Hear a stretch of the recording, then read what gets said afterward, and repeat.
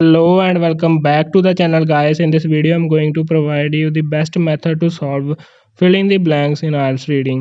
So the passage that I have taken is from Cambridge 17 book and the name is Stadiums Past, Present and Future. So the first thing that we need to do is to read the question type.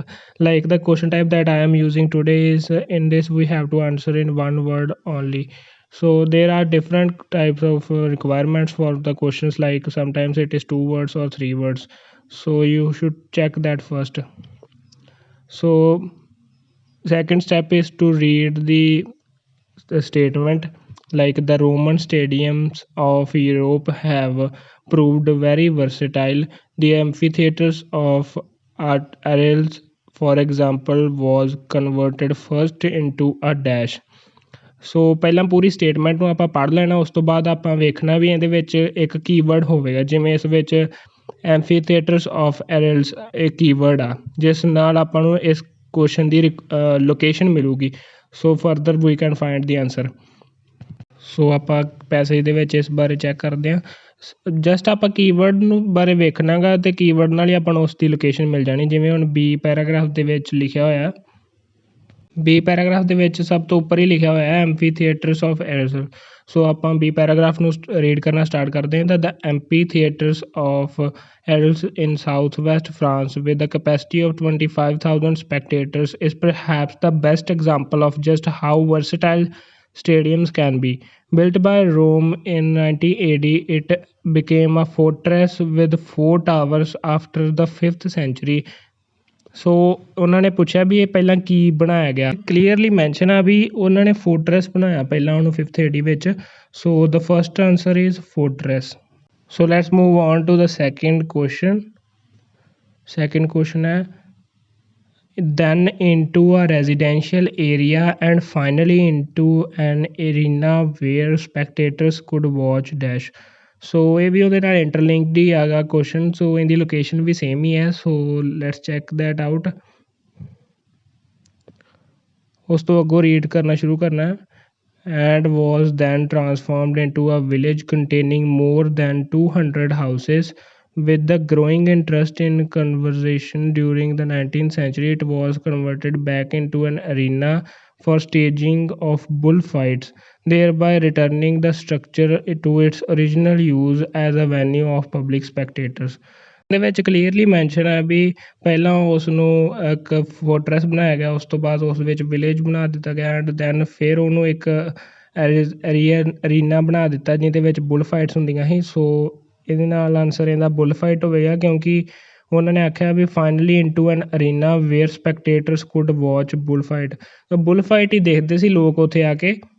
So bull fight is the answer of second question. So let's move on to the third question. So third question ਵਿੱਚ ਪੁੱਛਿਆ ਵੀ meanwhile the arena in Verona, one of the oldest Roman amphitheatre, is famous today as a venue where dash is performed. ਉਹਨਾਂ ਨੇ ਇਸ ਵਿੱਚ ਪੁੱਛਿਆ ਵੀ ਜਿਹੜਾ Arena ਗਾ ਵਿਰੋਨਾ ਦੇ ਵਿੱਚ, ਉਹ ਸਾਰਿਆਂ ਨੂੰ ਓਲਡੈਸਟ ਰੋਮਨ ਐਂਫੀਥੀਏਟਰ ਆ ਅਤੇ ਉਹ ਅੱਜ ਦੇ ਸਮੇਂ ਵਿੱਚ ਕਿਸ ਚੀਜ਼ ਵਾਸਤੇ ਫੇਮਸ ਹੈ। ਸੋ ਆਪਾਂ ਉਹ ਐਕਟੀਵਿਟੀ ਬਾਰੇ ਵੇਖਣਾ ਗਾ ਇਸ ਵਿੱਚ, ਅਤੇ ਲੋਕੇਸ਼ਨ ਇਹਦੀ ਨੀਅਰ ਬਾਈ ਹੋਊਗੀ। ਜਿਵੇਂ ਬੀ ਪੈਰਾਗ੍ਰਾਫ ਦੇ ਵਿੱਚ ਜਿਹੜਾ ਸੈਕਿੰਡ ਪੈਰਾਗ੍ਰਾਫ ਉਹਦੇ ਵਿੱਚ ਲਿਖਿਆ ਹੋਇਆ ਅਰੀਨਾ ਇਨ ਵਿਰੋਨਾ। ਸੋ ਇਹਨੂੰ ਰੀਡ ਕਰਦੇ ਹਾਂ।